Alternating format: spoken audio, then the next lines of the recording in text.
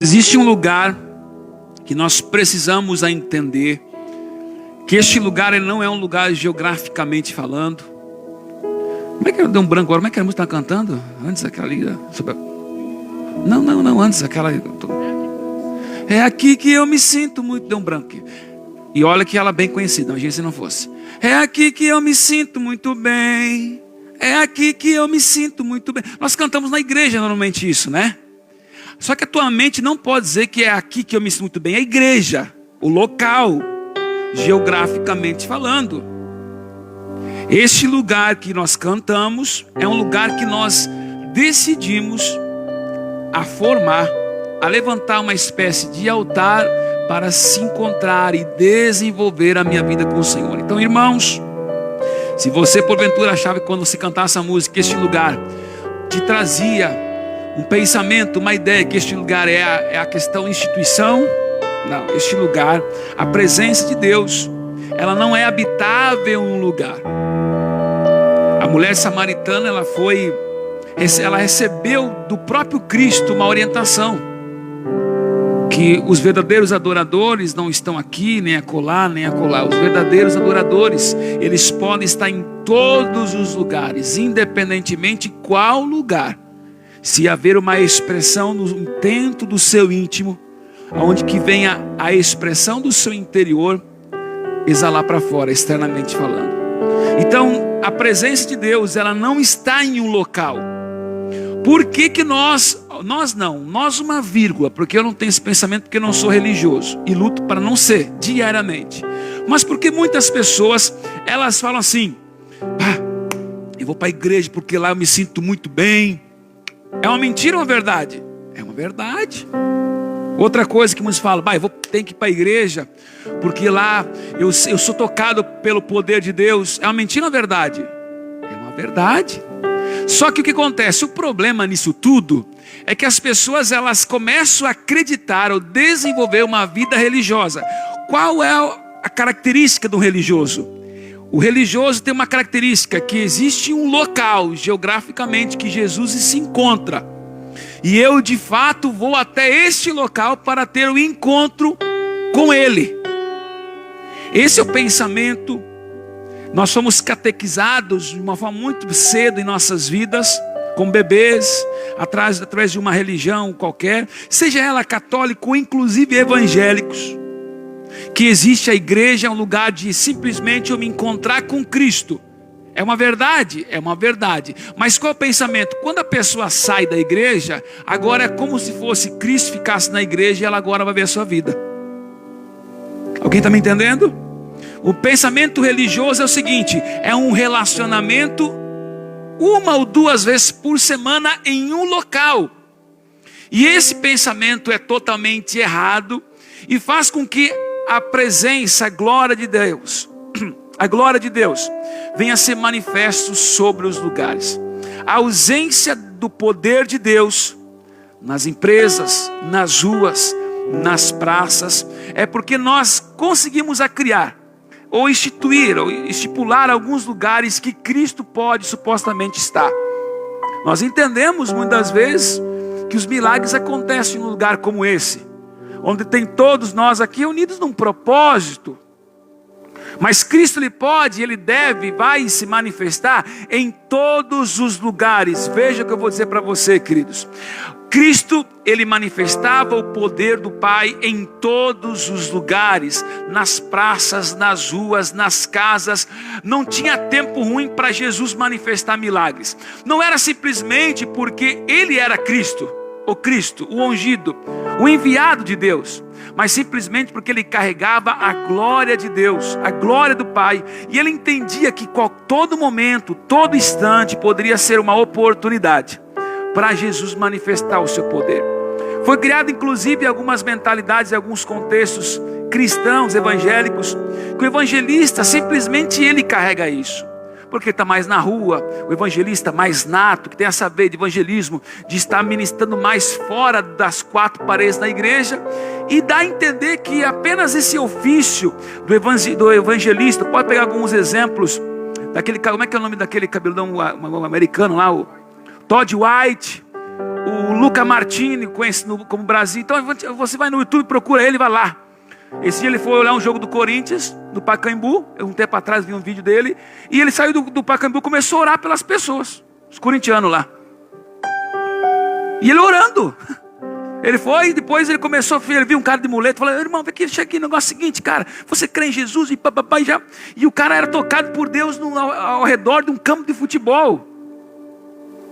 Então você percebe que a ausência da glória de Deus, dos sinais, prodígios e maravilhas está, escutem por favor, irmãos, escutem, prestem atenção, está totalmente ligado a nós temos uma mentalidade completamente religiosa. Então Deus, Ele escolhe o momento que Ele quer fazer milagre. Sim, Ele é soberano, isso é ponto. Mas a nossa reação, assim como o Jean falou, bem falado no início, a nossa reação, a nossa expressão, o nosso chamar a atenção da parte do Senhor diz muito, de fato, o que Deus pode fazer ou intervir através da minha vida. Você percebe que Jesus em Jerusalém não pôde fazer muitos milagres, porque havia naquele local o quê? Uma atmosfera de incredulidade, a tal ponto de Jesus chorar, onde a Bíblia deixa bem claro, ali pude fazer poucos milagres, poucos sinais, aonde que era a terra natal dele. Agora, quando eu e você compreendemos que nós carregamos, eu e você, a presença de Deus, nós vamos entender que nós não vamos subir na montanha para ter um encontro com Ele. Nós vamos permanecer lá todo instante. Eu não falo no contexto geográfico físico.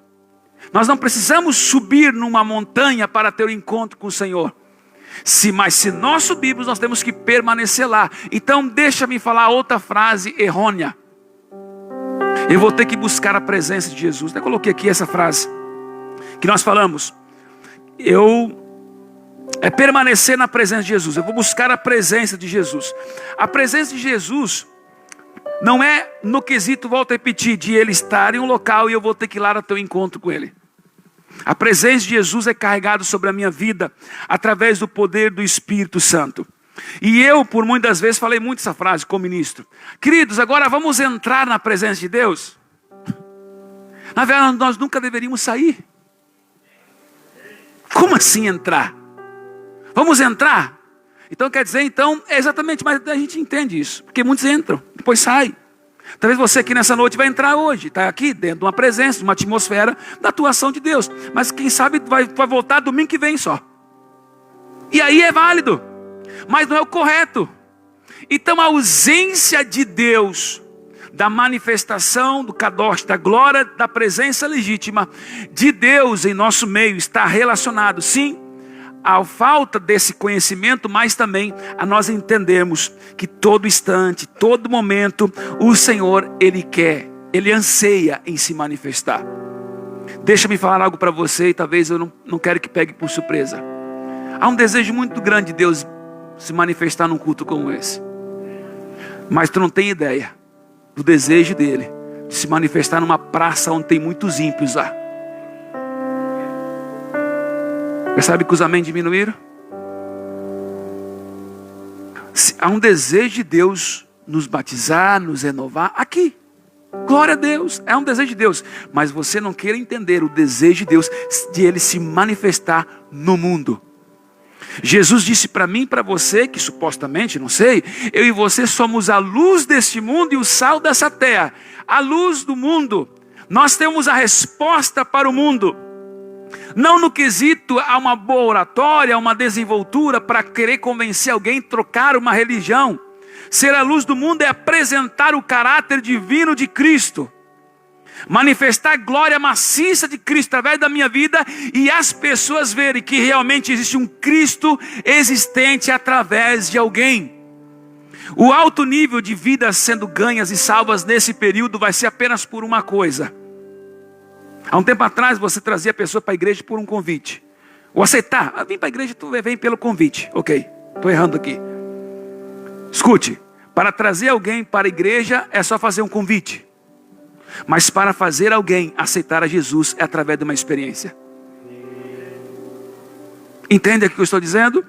E quais são as pessoas? Quem vai ser as pessoas que vão fazer o quê? Não as pessoas a participar de um lugar como esse, mas fazer as pessoas dizer o seguinte: eu quero ter e desenvolver essa vida que você tem apresentado para mim.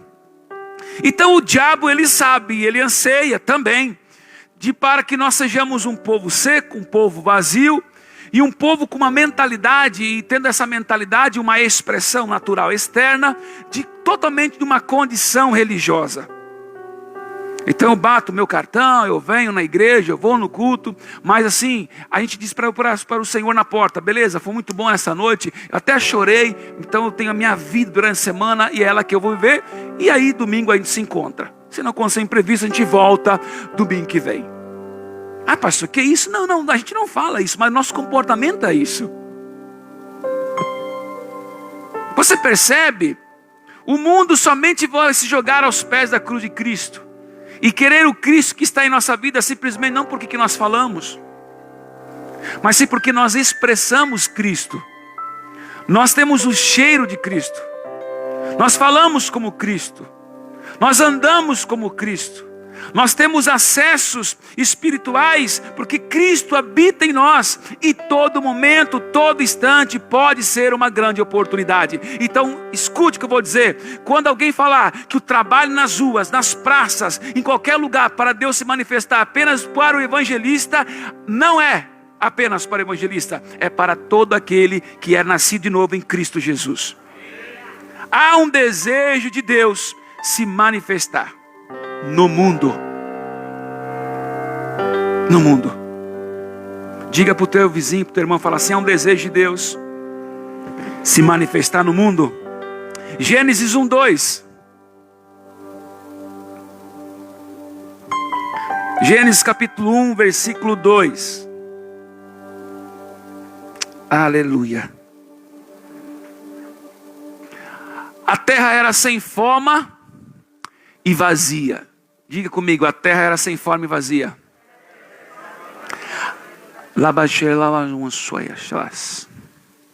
1, 2, 3. Havia trevas sobre a face do abismo, e o Espírito de Deus se movia sobre as águas.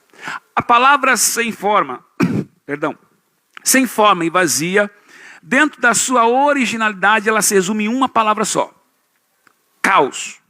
Quando a Bíblia fala que a terra era sem forma e vazia, ela está dizendo: a terra era um caos. Mas o que significa caos? O que significa uma terra de caos? É uma confissão legítima de um desajuste, de coisas que não se convergiam uma com a outra. Estava uma bagunça, havia morte, havia ausência de esperança. Mas porém o Espírito do Senhor pairava sobre as águas. A glória de Deus, o próprio Deus, visitou a terra e começou a tirar o caos e trazer então a solução, a presença de Deus. O Espírito do Senhor se movia, e depois a boca de Deus declarava os acontecimentos que supostamente viriam sobre a criação. Você entende comigo? Quando não há presença de Deus, há o caos. As coisas ficam desajustadas em nossa vida. Eu sei quando a intensidade de Deus está muito fraca, muito baixa. O nível de Deus, da presença de Deus está, não que foi retirada, mas está de uma forma muito morna. É porque algumas coisas não começam a encaixar. Esse dia eu estava falando, sempre foi para pastor dali, eu falei: amor, quando a presença de Deus não está ativa na minha vida, até burro eu fico. Não tem, tira o Espírito Santo, cara, vira. Como pode se vangloriar alguém achar que é importante? Porque tira a presença de Deus, tira a atuação do Espírito Santo na nossa vida. O que era o santarrão, o que andava em santidade, já quer pecar, já quer entrar no chiqueiro e conviver com os porcos. O que é aquela pessoa. Você sabe que eu tenho uma percepção também, vou compartilhar com os irmãos aqui. Antes de aceitar Jesus, eu era muito gago. Eu dou umas travadas aí porque eu falo muito rápido, vocês sabem disso. Eu corto algumas sílabas porque eu falo muito rápido, mas eu era gago. Você sabe quando a presença de Deus é retirada da minha vida? Não é que algumas sílabas é cortada, eu volto a ter características, atitudes de um gago. E que bom que eu percebo isso. Primeiro mostra que nada que se cria através da minha vida é por causa de mim. É por causa da presença de Deus. Nada pode acontecer, algo dos céus em sua vida, se houver na sua vida o caos. E somente terá o caos na minha vida se o Espírito do Santo não pairar sobre a minha vida. Havia-se sobre a face, havia sobre a terra, uma terra o quê? Debaixo de um caos. Desajustes e morte. Mas porém o Espírito Santo se apoderou, e nos versículos depois nós vemos então Deus criando, fazendo o caos, retirando-se o caos e trazendo então a provisão divina. Sem a presença de Deus, nós não nos encontramos com o propósito de Deus. Nós não encontraremos o propósito divino em nossas vidas. Escute por favor o que eu estou dizendo. Eu posso dizer para você, escuta, você não está percebendo que Deus te chamou para fazer isso? Eu posso falar. Isso até pode comover um pouquinho na primeira instância. Mas se apenas foi a minha voz que te convenceu, logo depois você esquece. Mas se é a atuação direta do poder do Espírito Santo operante na sua vida, você não vai esquecer. As experiências que você teve com Jesus foi você e Jesus, não foi alguém contando uma experiência para você. Você já chegou e falou assim: meu Deus, eu fui tomado pela glória de Deus. Quando? Porque o João falou para mim que estava orando de madrugada, aí ele viu um sinal, ele viu um anjo, sentou na cama dele, começou a abraçar ele, ele sentiu a presença do anjo, a presença de Deus ali, e eu estou impactado com isso. A minha vida mudou, porque o João contou esse testemunho para mim. Não, ninguém muda contando testemunho para outro. A nossa vida somente é mudada simplesmente pelas nossas experiências diretamente com a pessoa de Jesus Cristo. Alguém me entende o que eu estou dizendo? Diga assim depois de mim em alto e bom som. Fala assim: o Senhor não nos criou para vivermos, mas para sermos. Quando você vê o Espírito Santo parando sobre as águas e Deus dando ordenança sobre a criação e fazendo aquilo que era inexistente a se tornar existente, nós começamos a observar que as coisas começaram a ter uma ligação com a outra. Então o animal existia um animal com um propósito, não por causa do animal. A água tinha um propósito, a separação da água e terra tinha um propósito. Então a criação de Deus não era uma ideia de Deus, era tudo debaixo de um propósito divino. O mundo foi criado debaixo de um propósito divino. Quando Deus colocou Adão, o primeiro casal, na terra, não foi para eles viverem e simplesmente a desfrutarem um período na terra. Deus formou o homem e a mulher, não para viver, mas simplesmente para ser. Diga assim depois de mim, por favor. Eu não fui projetado para viver alguns anos nessa terra. Eu fui projetado pelo Senhor para ser. Você entende o que eu estou dizendo aqui? Algumas pessoas estão com quase 30 anos, a minha idade aproximadamente, e já estão aguardando a morte. Estão numa linha tão terrível, tanta tristeza profunda, tão cheio de desesperança, que só espera a morte. Alguns dentro da igreja não estão estão nem vivendo, estão vegetando, espiritualmente falando. Quando Deus projetou o homem não para simplesmente viver. A criação mais preciosa de Deus, que é o homem, foi colocar o homem dentro de um senso de propósito. Você percebe que logo de antemão Deus fez então um jardim. A preocupação, Deus fez jardim, coloca o homem então dentro do jardim. E o homem todos os dias se comunicava com o seu Criador. Era Deus dizendo para o homem: vocês foram projetados para me ter. Então escute o que eu digo. Se você não entender, eu e você que fomos projetados para ter Deus, para possuir Deus, ou Ele nos possuir, depende da linguagem, da forma que você pensa, a visão que você eleva. Se você entender que você foi projetado para ter uma vida, ter uma profissão, durar alguns anos, ter casa, filhos, e projetar os filhos, educar os filhos, e depois criar os netos, você não entendeu a ordem de Deus, e a sua vida ela está no caos. O que é caos? Desalinhamento, desajuste. Quando eu vivo, eu não sou, o caos predomina na minha vida. Então eu preciso sempre de boas notícias para a minha vida supostamente estar alinhada, ou eu encontrar um verdadeiro sentido na minha vida. O sentido então na minha vida passa então as boas notícias. Porque se as boas notícias se elas forem por um período dissipadas, eu já começo a entrar numa linha totalmente depressivo e já não consigo mais viver uma vida de gozo, de alegria. Simplesmente porque as boas notícias, elas não chegam ainda ou estão demorando para chegar. E então eu fico o quê? Em um nível totalmente cabisbaixo e totalmente desalinhado com o mundo, com a vida, com as pessoas. Porque o caos está imperando na minha vida. E caos significa sem forma e vazio. Você acha que o mundo está como? Sem forma e um vazio na sua existência.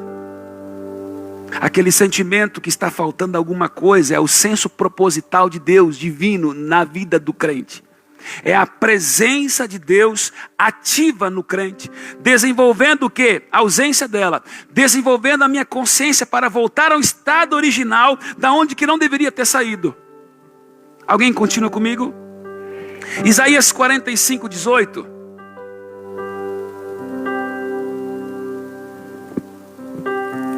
Porque assim diz o Senhor que criou os céus, e Ele é o único Deus que formou a terra e a fez, e Ele a estabeleceu. Ele não a criou para ser um caos. Se Deus não criou a terra para ser uma terra desalinhada, desajustada, é Deus falando que Deus não nos criou para vivermos o caos. Amém aqui, irmãos? Deus não nos criou, Deus não criou a terra para ser um caos, mas para ser o quê? Habitada. Please. Deus não criou a terra para viver no caos. Deus criou a terra para ela ser o quê? Habitada. Deus não nos criou para nós andarmos no caos. Deus nos criou para de fato algo habitar em nós. Esse algo que habita em nós é a presença gloriosa do próprio Cristo invadindo o nosso ser. Então veja, eu e você, podemos viver a vida a qual eu e você desejamos. Mas quando nós entendemos sobre o propósito de Deus, Deus nos projetou para nós vivermos dentro de uma presença e jamais sair dessa presença. Se a presença de Deus não estiver em minha vida, o caos estará. As trevas, uma forma sem ser, alguém sem propósito, aquele sentimento assim, eu não sei o que eu estou vivendo, eu não estou encontrando uma saída. E não estamos falando de gente que não vai para a igreja. Por isso que no nosso meio, o nível de depressão, nosso meio, digo a questão igreja, graça a Deus, nosso meio cristão evangélico em sua totalidade, tem elevado as depressões dentro da igreja. Um tempo atrás falava que crente tinha depressão. Tu está ficando maluco? Há um sentimento de tristeza profunda, de não saber para onde que eu estou indo. O que acontece? É o caos. O que acontece? Eu me sinto sem forma e vazio. Eu saí dentro de um propósito de Deus, e agora esse propósito de Deus é que que eu venha entrar dentro da sua morada, da sua habitação, e venha conviver com Ele. Eu não estou dizendo que estar na presença de Deus nos tira as tristezas por completo, que faz nós vivermos o céu. Não estou falando isso. Mas não faz nós sair fora da rota. Os pensamentos, eles são carnais, eles vêm. A vontade da carne, muitas vezes, ela é agressiva em alguns momentos. Mas o sair é inexistente, nós não iremos sair deste lugar. A presença de Jesus não é um lugar. Diga comigo, a presença de Jesus não é um lugar, é um ambiente. Perdão, é um ambiente. Esse ambiente ele é criado internamente, criando o quê? Fundamentos primeiramente internos, dentro de mim. Criando altares de muita intensidade, Deus. Aí quando isso acontecer, aí se externa. Quando Jesus falou assim sobre a candeia que não se coloca debaixo da mesa, ele está falando assim, escuta, você tem que entender o seguinte, que existe dentro de vocês a intensidade da glória do Pai.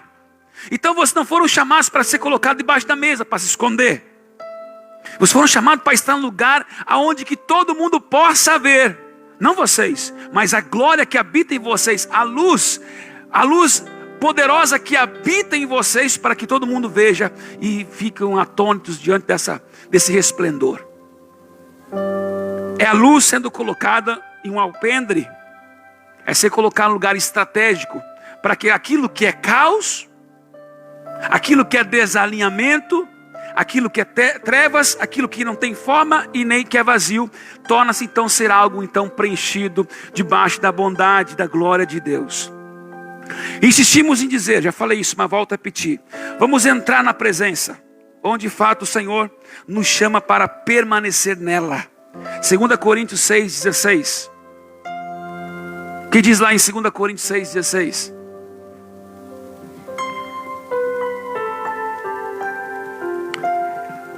E que união pode haver entre o templo de Deus e os ídolos? Pois somos o quê? O templo do Deus vivo. Como ele próprio disse, habitarei e andarei no meio deles. Serei o seu Deus e eles serão o meu povo. Nós somos o quê? Somos o templo do Deus vivo. Nós somos o quê? A habitação de Deus. Veja, se eu e você fomos chamados para sermos a habitação de Deus, se eu não quero que Ele habite, ou eu não instigo para Ele habitar em minha vida, nós somos o quê? Uma terra seca. Nós andamos, temos um título de evangélico, de crente, cristão, seja qual nomenclatura que eu possa ter, ou até nomenclatura ministerial. Mas o que? Eu vou andar de uma forma o que? Sem vida e sem propósito. O caos é predominante sobre uma pessoa que não permite ou não compreende que Deus me designou, eu e você na verdade, para que nós sejamos na íntegra, de fato, o templo de Deus, para que haja habitação em nós. Mas o que me chama a atenção é isso aqui, ó. Como ele próprio disse, em outra passagem no Velho Testamento ele fala isso, mas aqui é grifado pelo apóstolo Paulo: habitarei e andarei, abre aspas, habitarei e andarei no meio deles. Quando a habitação de Deus é predominante na minha vida, há um processo, há uma ação de Cristo em minha vida, andar em meu favor. Eu andarei no meio deles, serei o seu Deus.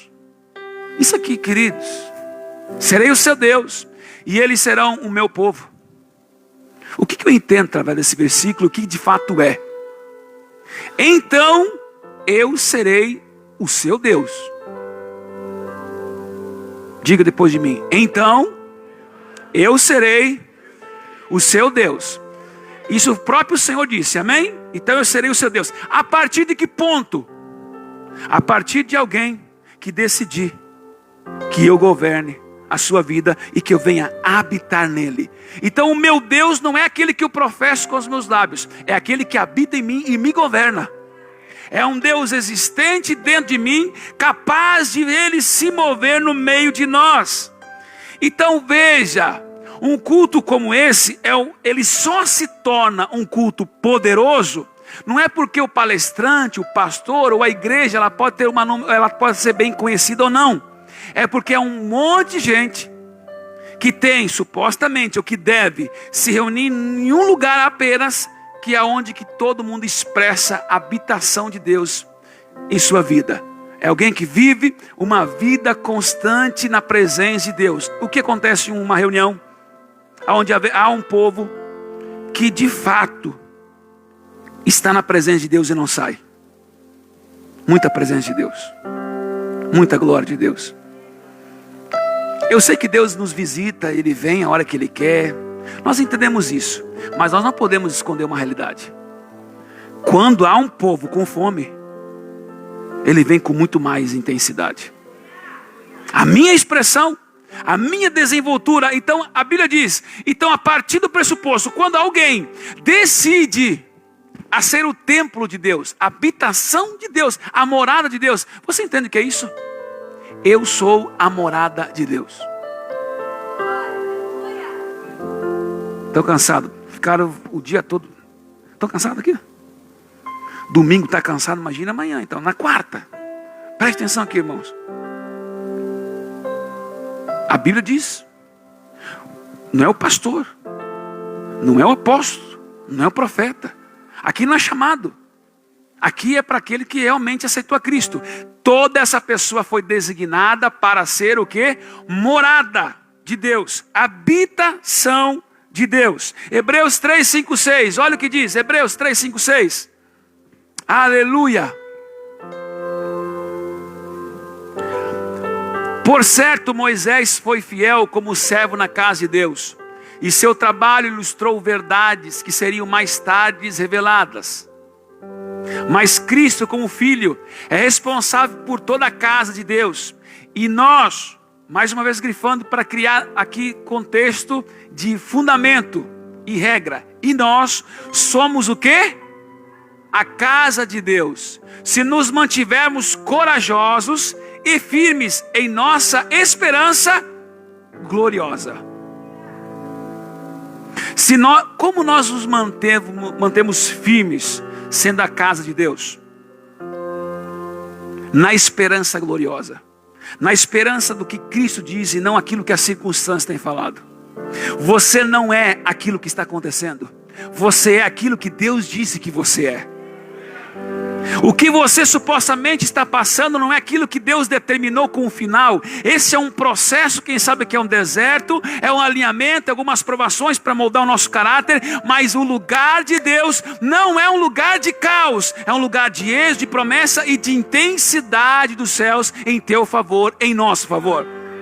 Então escute aqui, a notícia é essa. Se isso não te animar, não tem mais nada, não tem psicólogo, não tem remédio, não tem nada que te tire dessa realidade. Se isso aqui não te comover e trazer o seguinte: Cristo, nós somos a casa de Deus. Agora a nossa esperança é gloriosa. A nossa esperança não é circunstancial. A minha esperança não é o que eu estou vivendo. A minha esperança não é aquilo que o médico diz ou as minhas finanças dizem. A esperança, ela vem do alto. Eu sou morada do Altíssimo. Deus habita em mim. Então qualquer momento, qualquer instante, tudo pode ser mudado. Deus não precisa de muito tempo para fazer aquilo que talvez se perdeu em pouco tempo, semanas e dias. Segundo a sua soberania, Ele pode fazer, Ele quer. Somente você e eu e você temos que entender isso. Desfrutar disso. Ei, Deus habita em mim. Ele decidiu, através da morte de Cristo, o véu se rasgou. E Ele disse, através de mim, acesse. Meu Deus. Nessa carcaça pecaminosa, olha a bondade de Deus. Uma vida toda quase do pecado. Mas simplesmente uma renúncia, uma confissão e um arrependimento, tudo pode mudar?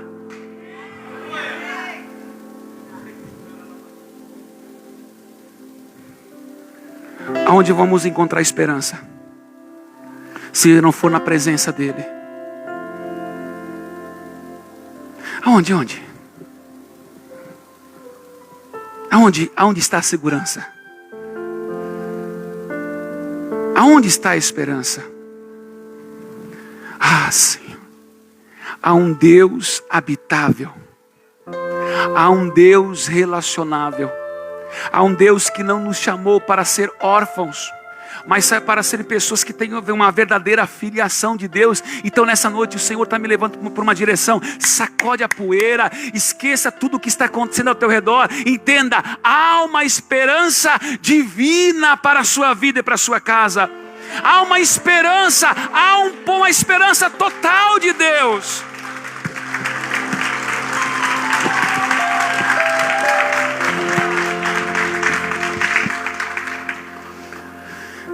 Não é sobre subir na montanha.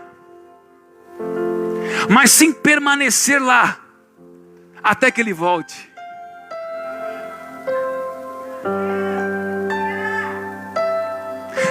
Olha para mim aqui. Se nós perguntássemos aos israelitas quem era Deus, eles iriam dizer: Deus é aquele que mandou maná, caiu do céu. Ah, Deus foi aquele que abriu o mar vermelho. As respostas poderiam ser essa. Mas se perguntasse para Moisés quem é Deus, sabe o que ele iria dizer? É aquele que eu vi face a face. Tu percebe? Até a forma de nós trazermos um relatório pode mudar as coisas. Enquanto nós não tivermos uma experiência, nós vamos sempre cavocar e contar aquilo que Ele fez.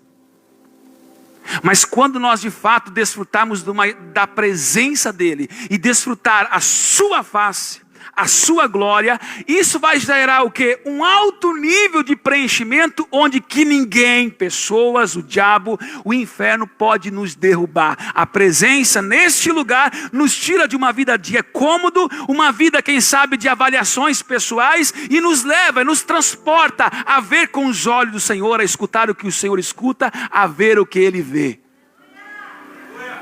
Andamos na presença de Deus ainda mais nesses dias. Eu quero ser muito repetitivo.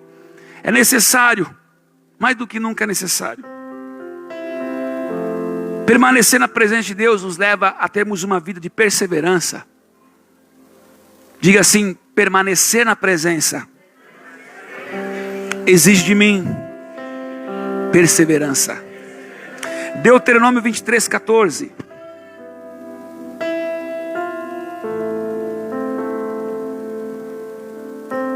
Aleluia, que texto lindo. O acampamento deverá ser santo. E antes de nós lermos aqui, tira os olhos daqui. Velho Testamento. A tipologia do acampamento, do arraial, somos hoje, na graça, nós. Ok? Ok? O acampamento somos nós. Olha a ordenança do Senhor. O acampamento deverá permanecer o quê? Santo. Pois o Senhor seu Deus anda no meio dele para proteger vocês e derrotar os seus.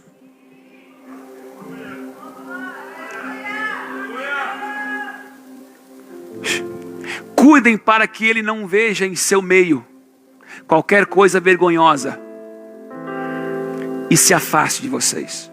Ou outra linguagem, talvez, se apague dentre vós. Não deixeis apagar o Espírito. 1 Tessalonicenses. Não deixeis apagar o Espírito. Ou outra linguagem, talvez, não apagueis o Espírito. Agora você percebe qual que foi a ordenança? Vocês deverão permanecer, viver uma vida em santidade, pois o Senhor, seu Deus, anda no meio dele. Ou seja, o Senhor, aqui no nosso dia da graça, o tempo da graça, anda dentro de mim. Ele não anda mais externamente, ele é habitável. Ei? Nós vivemos o tempo o quê? Da graça. Nós vemos o tempo que da cortina rasgada e o acesso ao Santíssimo, um acesso livre. Então veja bem, o Senhor nos chama e nos diz: mantenham-se uma vida em santidade, pois o Senhor seu Deus é habitável dentro deles. Para fazer o quê? Proteger vocês e derrotar os seus inimigos. Ou seja, fazer com que o caos venha a ser dissipado entre vós. A ausência de esperança não venha adentrar sobre a sua vida. Onde que a minha vida não venha andar numa fragilidade. É nisso que a palavra do Senhor está dizendo. Vocês me entendem aqui? Cuidem para que ele não veja em seu meio qualquer coisa vergonhosa e se afaste de vocês.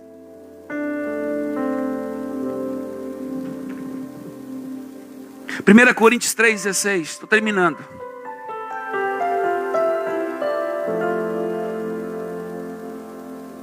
Pastor, tu estava lendo de novo. Eu quero dizer para vocês, porque diante de um contexto, de uma informação bíblica, 2 ou 3 versículos semelhantes criam regras.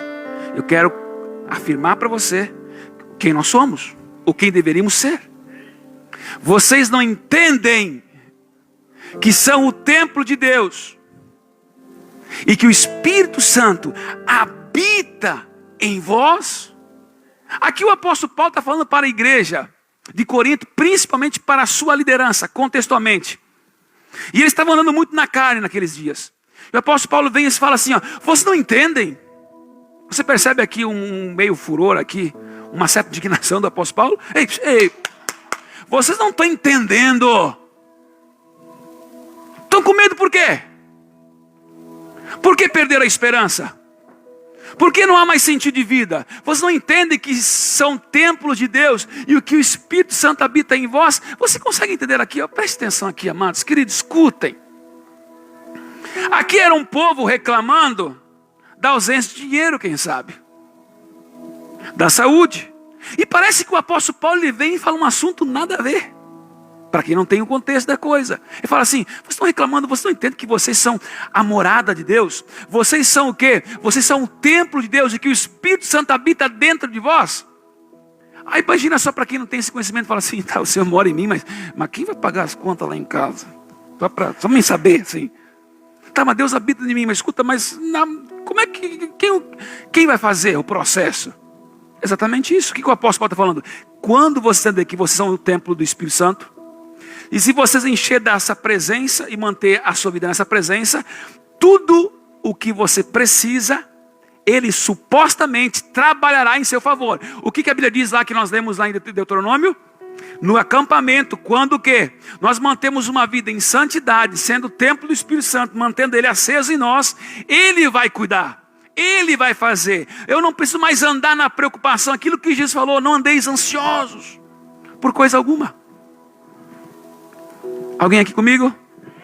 Não andeis de maneira alguma ansiosos. A presença de Jesus, eu vou dar aqui uma dica biblicamente falando, é óbvio. A presença de Jesus rejeita toda a incredulidade. Ou a incredulidade, óbvio, vice-versa, rejeita completamente a presença de Jesus. Marcos 5, 39 e 40. Eu vou dar uma dica debaixo da palavra de Deus. O que nos leva a nós mantermos no ambiente da presença de Deus, em um lugar chamado presença de Deus. Um lugar de transformação.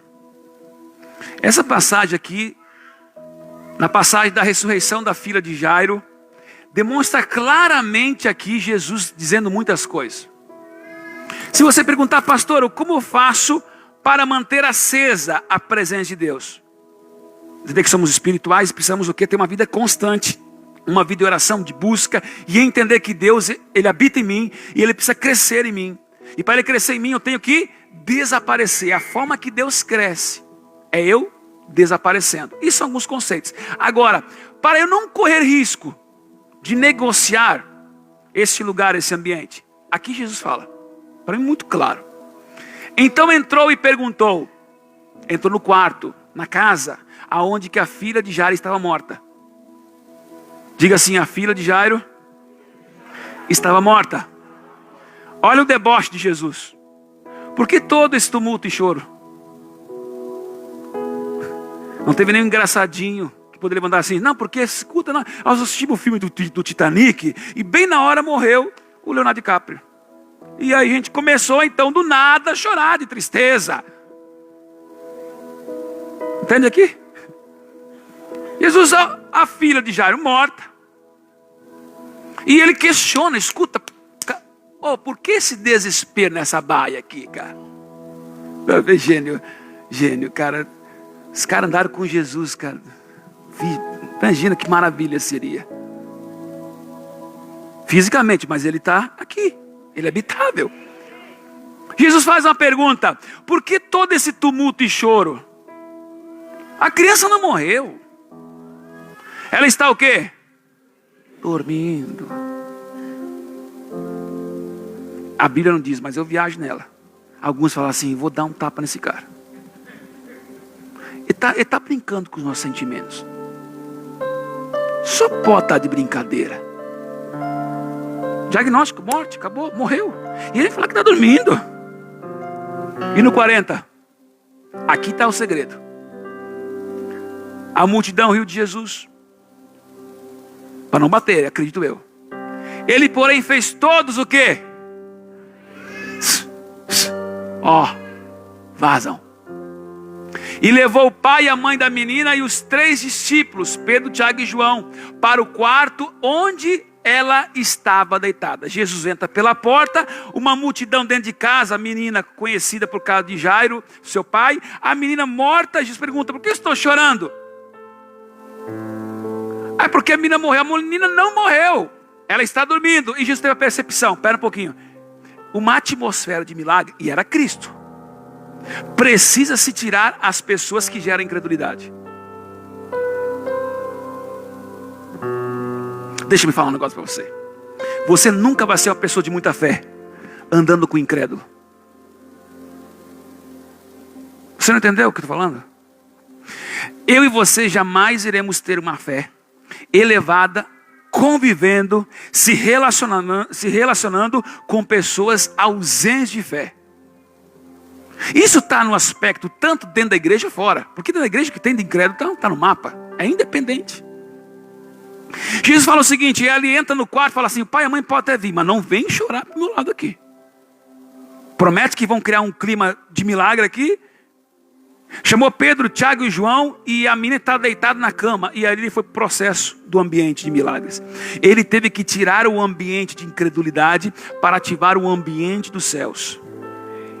Entenda comigo aqui para um segredo crucial. Toda pessoa que um dia estava na presença de Deus e decidiu a não estar mais, simplesmente porque o ambiente de incredulidade o tomou, o possuiu, a tal ponto dessa pessoa perder totalmente a sua fé e desistir dos caminhos do Senhor. O diabo sabe disso. Quando você levanta-se para andar no propósito de Deus, o diabo vai querer criar um ambiente de incredulidade. Quando eu estou decidido a andar diante de uma vida sequencial, uma vida de busca na presença de Deus, o diabo vai querer gerar um ambiente ao teu redor de choro, de caos. Mas Deus não trabalha com esse ambiente. Deus não trabalha nesse ambiente de morte. Ele precisa tirar os incrédulos. Ele precisa tirar os que são ausentes de fé, para que venha ficar apenas aqueles que acreditam, para que haja um ambiente, uma atmosfera, um altar preparado para o grande milagre acontecer. Então quando você, um segredinho aqui, eu vou abrir um parênteses e fecho, para terminar. Quando você estiver com um problema, por favor, cuidado com quem você fala os problemas. Olha, deixa eu falar um negócio com você, agora eu vou vomitar minha alma aqui. Eu fico com tanta raiva, que tem gente que vai estar passando problema, de vez de falar com o pastor, com alguém, um homem de Deus, uma mulher de Deus, e se achar que o pastor Evandro, a pastora ali, por exemplo, não é o homem de Deus suficiente, procure alguém encantado, vai falar para os amigos, que nem acreditam em Deus, dos problemas, vai falar para alguns familiares que eles não têm culpa, mas eles não têm o quê? A resposta que vem de Deus. Quando você está no caos, no problema, que todos nós podemos passar por um período, vocês têm que entender quem você vai procurar e vai buscar ajuda. Aí se une o fofoqueirinho, tudo junto lá e começa só a falar e não resolve nada.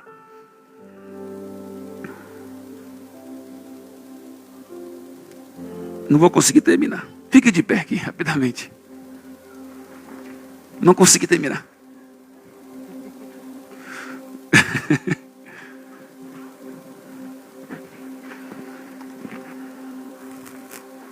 Tudo certo?